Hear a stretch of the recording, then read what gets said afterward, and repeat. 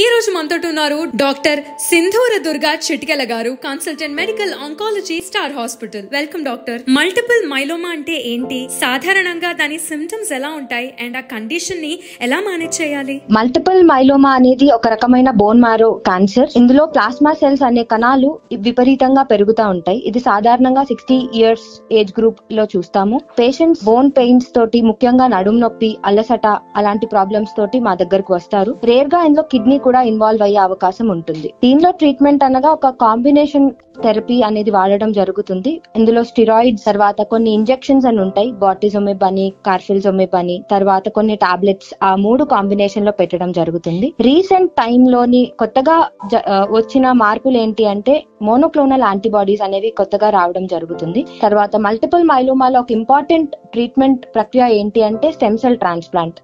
ప్రజా ప్రయోజనార్థం జారీ చేసిన వారు స్టార్ హాస్పిటల్స్.